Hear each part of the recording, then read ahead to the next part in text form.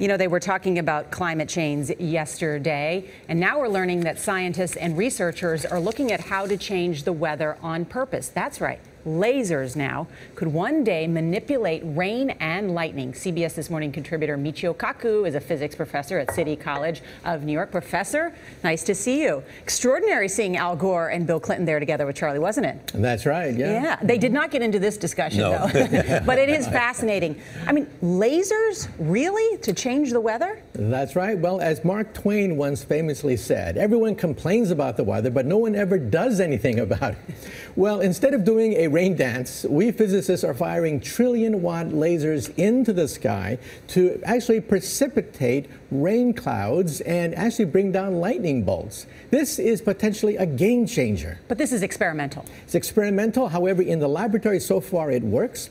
When you have water vapor and you have dust particles or ice crystals, you can precipitate rain. It condenses around the seeds. These seeds can also be created by laser beams. By firing trillion-watt lasers, you rip apart the electrons, creating what are called ions, and these ions act like seeds, like dust particles, bringing down rain and even lightning. Go ahead.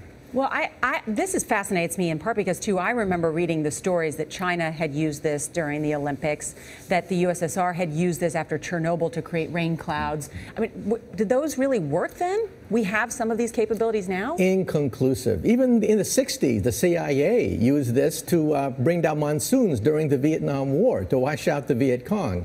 Governments have been playing with this thing. Alleged to. Alleged to, right. Yeah. Now, we realize that for decades now, these governments have been alleged to have experimented with weather control, but nothing conclusive.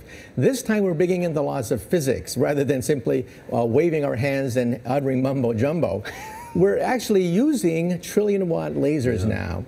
And in the laboratory, sure enough, they precipitate rain out of water vapor. Sure enough, you can actually bring down electricity down the beam. So what does it mean for drought areas that need to have rain for crops? And if they don't have them, there's the consequences of famine. Well, the bad news is if it's a clear blue sky, it's not going to do anything at all because it only takes water vapor that's already in the air and condenses it. However, for floods, for agriculture, farmers, for people planning wedding parties, football games, you name it, outdoor events and agriculture and flooding and even hurricanes, all of them could be subject to weather modification. Incredibly interesting. Professor Michio Kaku, thank you so much.